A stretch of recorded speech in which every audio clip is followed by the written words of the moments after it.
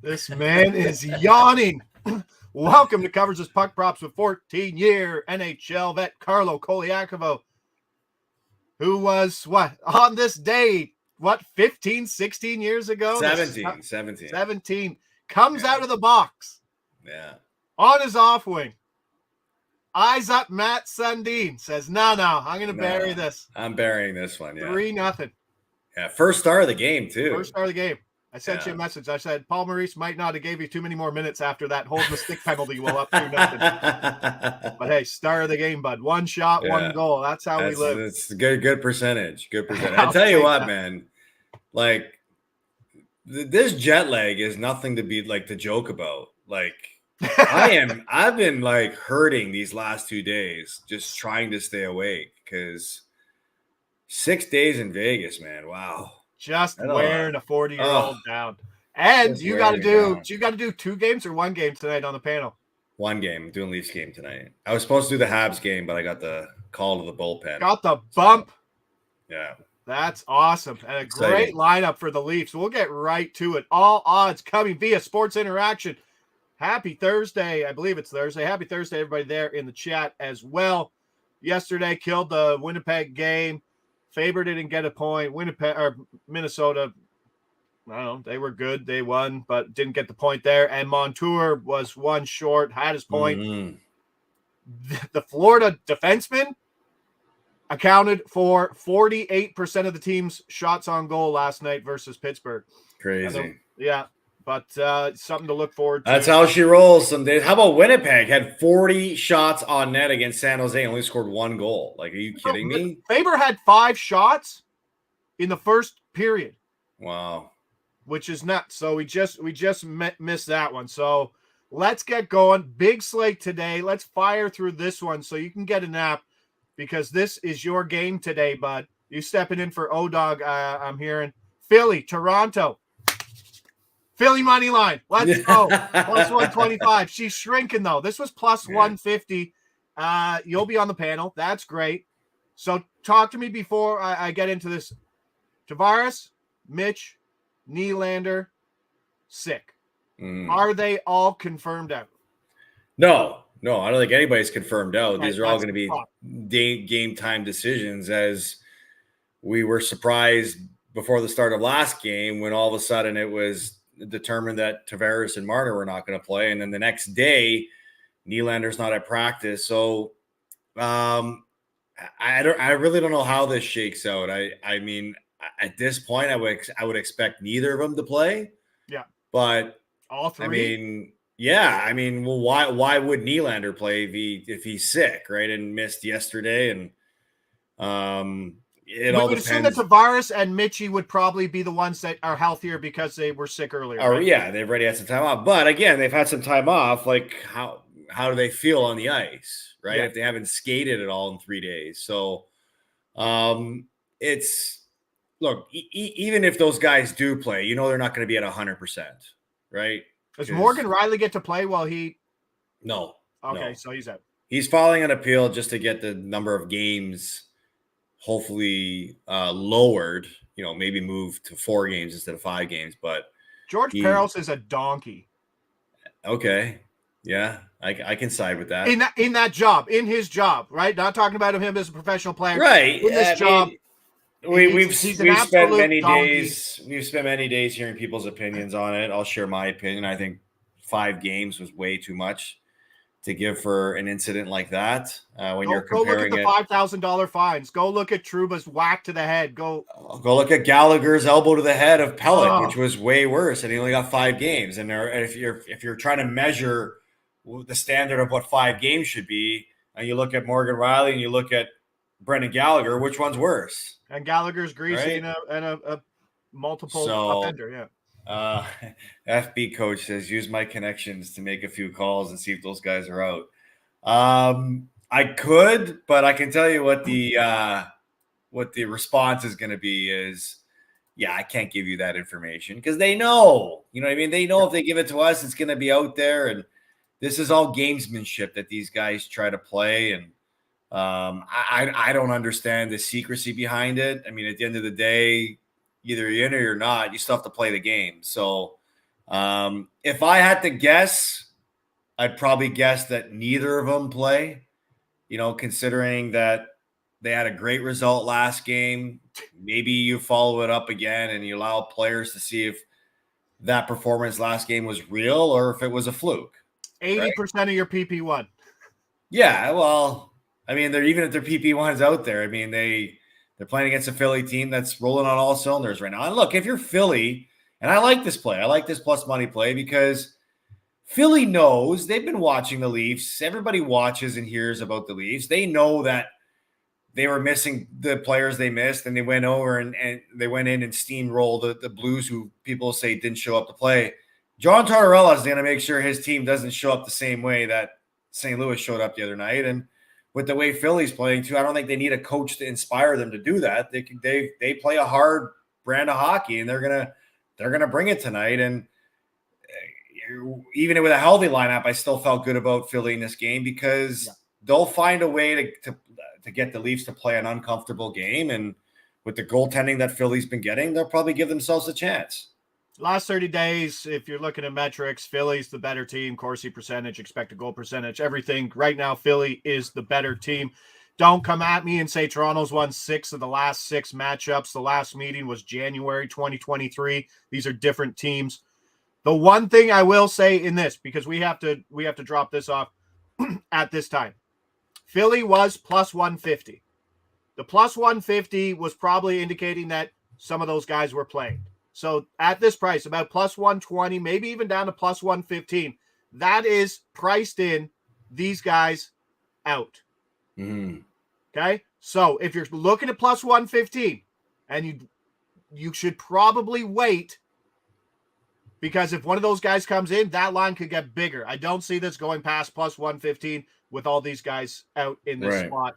So even with the guys out last game against St. Louis's line didn't move. I mean, it was 20 minutes before game time. It didn't? They were still plus 75. Wild. I thought it would have moved because it didn't move at all. 180. Wow, that still doesn't. I know. I couldn't believe it either because I got it in just before game time and I got it in at plus 75. Boom. Coach says, what about the under? I like the under. That's a Carlo special. He likes the under. Minus 105. Under 6 here. I am worried about Urson. His 5-on-5 save percentage is kind of scary right now. It's still my Calder favorite. Don't get me wrong. Still leaving for that Calder. But this is a Philly team that if they have to play a Toronto team that's missing that basically has Max Domi and Bertuzzi and McCabe on their PP1, this is a team that will have no problem playing a 2-1 game and just roll 4 lines and pound you and take advantage and shut down, even on the road, probably shut down a Matthews line who is what? It's Nyes and who? I think it was Matthews, Nyes, and who was on the top line in place of Marner? I know the second line. I know the second line is Robertson. Bertuzzi's got to jump up, I would assume, right? No?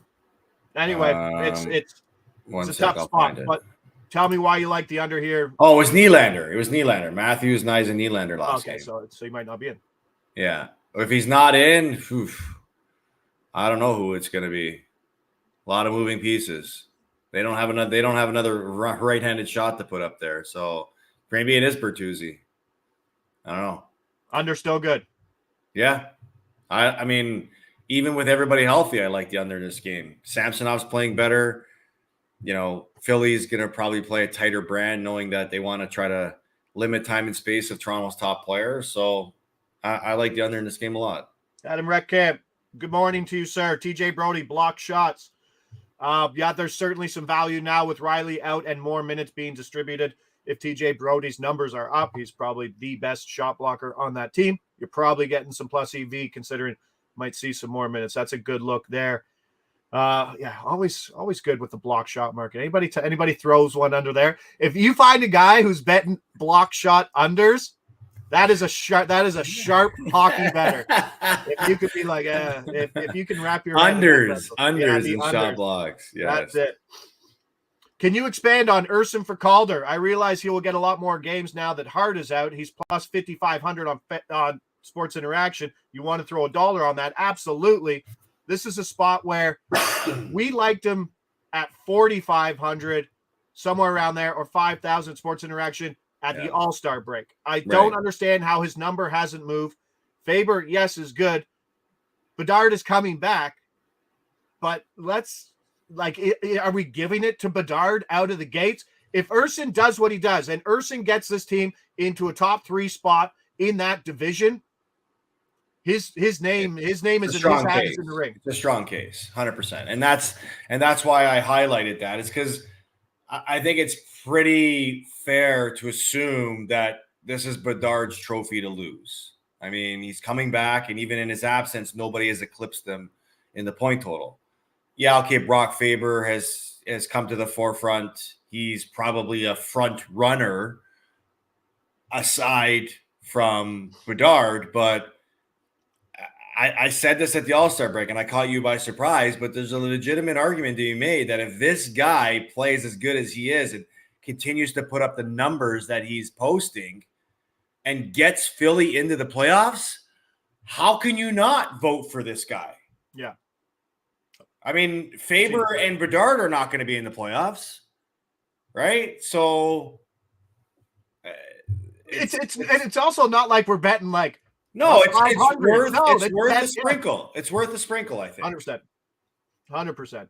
No, I'm with you on that. And the thing I like about it, as the volume that Torts has given Urson, he's getting 5 of 6, right? He's getting 4 or 5 games. Yeah. So he'll get up there for sure. All right, let's move gears here off the Toronto game as we're on the Flyers. We're on the under. Big one in Ottawa, Anaheim, Ottawa. Anaheim's bad. If you haven't noticed, I did the game the other night. I know. Oh, you did the 5-0 game? Yes, yes. Like Anaheim was so bad in that game. I think they finished with 12 shots in that game. 12 or 13. Yeah, it was low. That's bad. Versus I think it was actually 15. 15 on the total was the end because Primo got the shutout and we highlighted that post game. So let's go. Josh Norris, top line center, PP1, not the center on PP1. He doesn't play net front. He's on a wing, I think. Minus 130 for a point. Kachuk's on fire. He plays with him basically on every shift. Points in 6 of last 9. And this Ottawa team, all of a sudden, number 1 offense over the last 30 days. We know they're deep. Their 3 lines are great. Yeah, especially with Pinto coming back. I think they're 6-1 with Pinto in the lineup? The guy's the center on their PP1. It's what they trust in Pinto, who's a big point. When you can get that kind of production, Pinto train rolling on. With the Pinto line, I got to double check. The Pinto line at 5-on-5 might be the only thing that keeps me off of what I want for Pinto. Is it Tarasenko?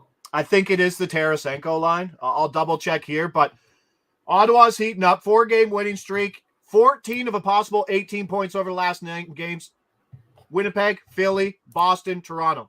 Are you buying the Sens right now? And the number 1 offense in hockey is 3.82 goals. Oh, yeah. Yes, absolutely. I mean, again, it's a team that's really playing with house money. They feel like they've got nothing to lose because it's on the verge of being another lost season. And, they finally have their full lineup intact. And this is a group of players that are playing for jobs next year too, right? I mean, it's been clearly stated that, there's going to be changes to this roster. They're going to look to bring in older, more veteran, more 200-foot guys, and guys that are getting the opportunity right now want to show where they believe they could fit with this group moving forward. And I think winning, the problem with Ottawa is they just, even at the start of the season, when they tried to make everybody believe they were a different team, they could never get on a roll. And it's amazing what winning can do to a team's confidence, and not just a team's confidence, a team's play systematically. You just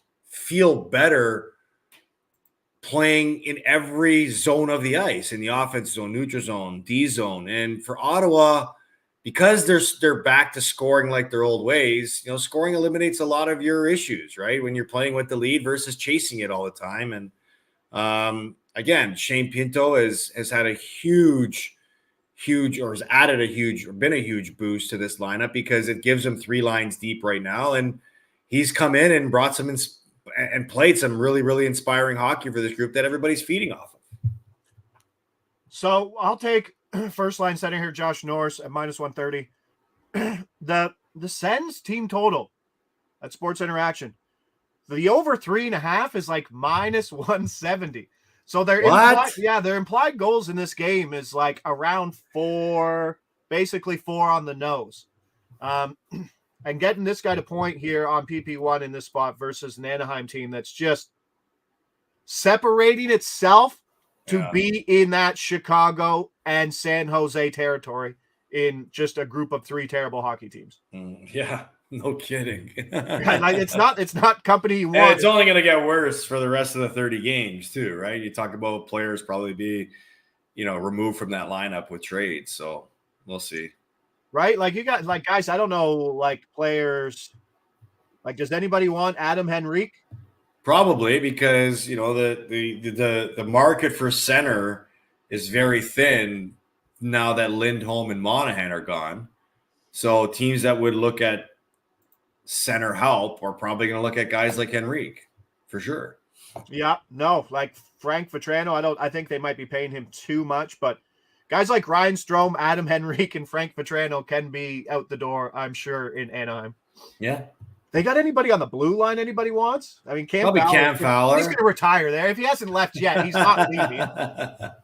You never know, buddy. You never know. The Russian Bears on that. Labushkin, yeah, he's probably a guy that could, maybe Gudis too, right? Yeah, there's I think everybody's available for the right price. Yeah. Speaking of crap teams, San Jose, Chicago, let's go. We should have hit the Hellebuck shutout yesterday. What were we thinking? It was plus 400, bud. No, no. Or at least the San Jose team total, like I mentioned. Don't you shit on me like that. We got, team total was 1.5, and it was like plus 120, and we got Ekblad, okay? No, we got Granlund, okay? We took him. We got it right. Let's boost these numbers up. Let's boost San Jose to 2.5. Let's boost Chicago to 2.5. Mm-hmm. Put them together on the under. Let's go plus 150. Fade a couple of turds here on 2 offenses that can't get anything going. And it's not a testament to the guys who are out there skating. These are just teams insulated with a lack of players who can score goals. We talked about Couture and Hurdle who are out. We saw what that offense looked like yesterday. They couldn't get anything going. Now they have to go across pretty much. That is a tough road trip. No, Winnipeg to Calgary. Yeah. I think you lose an hour too. Yeah, so they got to go there. Calgary's all of a sudden like, all right, you're going to trade guys and treat us like crap. All right, we're going to start winning to make your life a little more difficult. Yeah, they're the Cleveland Indians in the Major League. Oh, yeah. Lou, what's the coach's name? Lou. Oh, they got a picture of the owner there taking the every win. They take a new piece off. Was it Lou Dort? No, not Lou Dort. No, that's the NBA player. No, Dorn's the third baseman. Roger Dorn. Chicago team total under 2.5. You can get the Chicago team total under 2.5 at a reasonable like -140. Right? Really? They're playing Pittsburgh, who's on the second game of a back-to-back, and they'll probably. Djokovic will probably go, but he's got like Djokovic. Djokovic. What's that? Nedeljkovic. Oh God. All right. You should see how I have it written down, actually. I want to see this. A former Detroit goaltender, .916 save percentage since Christmas, and he's allowed 2 or fewer in 4 of those 7 starts. We know what Chicago is. Are we expecting Chicago to put up a 3-pack versus Pittsburgh, who just kind of got embarrassed? It was 5-2, but it was a pretty one-sided game, and it got ugly. Disallowed goal, then Florida goes up 3-0 quick. Yeah. Why fade one awful offense when we can fade 2 for plus money here, bud? Well, we touched on the fact yesterday that both of those teams have been, hitting on the unders in their last 5 or 6 games, and yesterday that game went over in the total at 5-2. So do we think that they're going to follow that up with a back-to-back over game tonight against Chicago? Look, at this point of the season, as we saw firsthand last night, Winnipeg and San Jose, a game that looks very one-sided and very lopsided. Those are hard games to play in this year, or at this time of the year. When you know you're playing a team you should beat, you know you're playing a team that's got nothing talent-wise measure up against you. Those are harder games to play because the team is getting a team like the Blackhawks is getting up to play you, but are you getting up the same way to play that team? And that's why you're kind of finding these games be a little bit closer, maybe a little bit tighter. But being a veteran team like Pittsburgh help in that spot though? You think it would, but this is more about Chicago and more about San Jose just not being good at all and not having the talent to be able to score 2 or 3 goals a night. So just on that alone it's a great, value play considering you can put those two together and get plus 50 on your bet versus hitting them single and having to lay more than what you want to risk. Yeah, if I can somehow get San Jose at 2.5 as opposed to the 1.5, like to play both of these teams, like we've had to play them at 1.5 going. Yeah, that's tough. Yeah. Right? It is tough. So I'm looking at someone was talking about alarm bells for Winnipeg. The goals will come in Winnipeg. They're not scoring. Okay. Yeah, but their power play has been inefficient through their last 5 games or something like that. Things around. But I mean, this is a team at 5-on-5 has a 5.22% shooting percentage, which is just above the Blackhawks at 4.67 right now at 5-on-5. But the difference is Winnipeg will regress because they have the talent to be better. Chicago might not regress just because of, it's not a knock. Like I said, it's not a knock on Kurashev and Foligno and Tyler Johnson, but that's your power play one. That's your number one line. That's tough living. They're still good, but Connor can't finish. He really can't. And it's a point from Adam that it has been a different team since Connor's jumped back in. Yeah. Well, with when Velarde was going off, right? That was the best they played all year. Well, let's also add to the fact that not only is Connor back, but they're trying to add in Monahan too, right? These are two players that does Cole Perfetti belong on the second line or right. So they're. Yeah. I mean, it shouldn't take this long, but this team was finding success using a formula without these guys in the lineups, and now there's an adjustment because they're back in and guys that were elevated in roles now have come back down to their normal roles and just not finding themselves in the same areas on the ice or with the same chances. Yeah, so let's fade them for some plus money there. And had to touch on this game, Colorado, Tampa Bay, MVP versus MVP. But boy, oh boy, right now, Tampa Bay they're growing on me. And I don't know why. I don't like their secondary scoring, but at home, this is like the number one offense, all season long. At home, they've just been an absolute force. And I mean, that Boston game kind of was like maybe a motivator for what they could be and where they kind of stand in the East. But let's go. Hey, and Colorado can't keep goals off the board. No, you know what? It's an interesting point that you brought up there. The fact that it's the matchup between two of the top goal scorers in the league or point scorers in the league. You have to think that there's going to be a lot of offense in this game, don't you think? You would hope so. Like we talk about trying to find, we've talked about it a lot. It's very difficult where you see guys play 105% for 82 games. You can't do it. You got to find spots. And this is a spot where the two best guys in hockey, on the betting boards, in Kucherov and McKinnon, probably bringing their 110% game. Yeah, no, for sure. Because I believe Kucherov has a 2-point lead on McKinnon right now.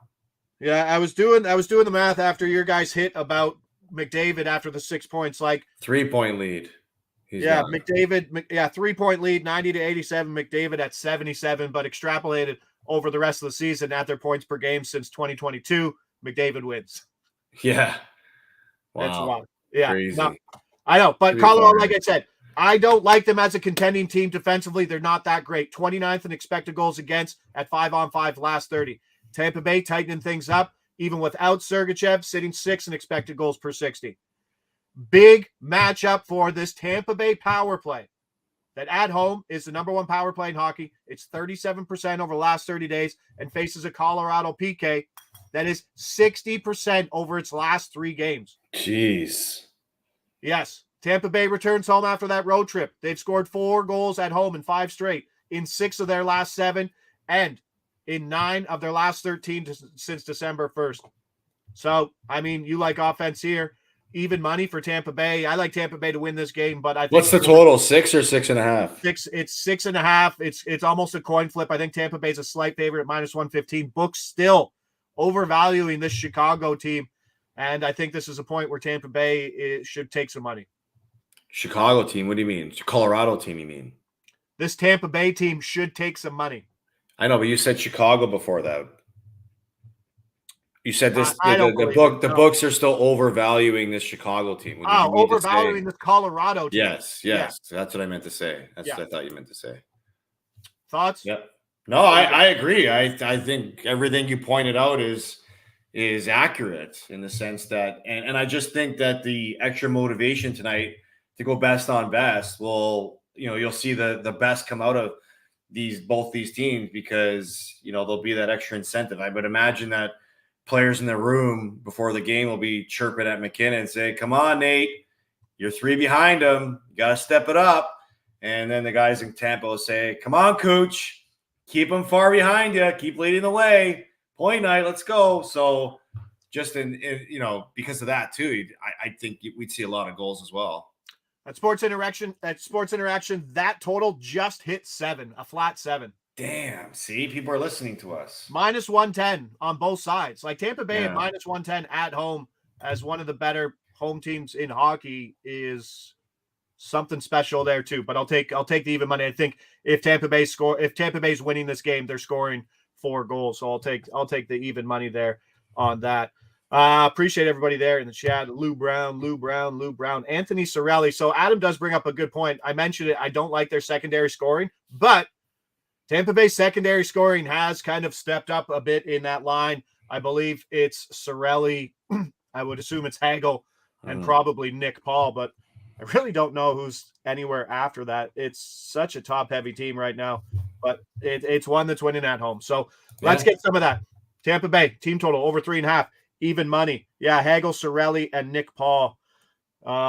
Their bottom 6. They still have Tanner Jeannot. They paid a lot of money for Tanner Jeannot, and he's riding. Not money. Draft picks. Yes. But wow, they missed on that one. Good for Nashville for fleecing the bag on that. So Tampa Bay team total over 3.5, even money. That's where we are. We're going in reverse order here. Producer Mick. San Jose team total under 2.5 with Chicago team total under 2.5 plus 150. Okay, I'd be very surprised if either one of those guys hit 3 goals. I mean, it's rough going for all of them. Speaking of rough going, the Ducks, good time to fade them. Ottawa, Norris, top line, top PP, -130 for a point. I believe Kachuk's -280. So something I was looking at too.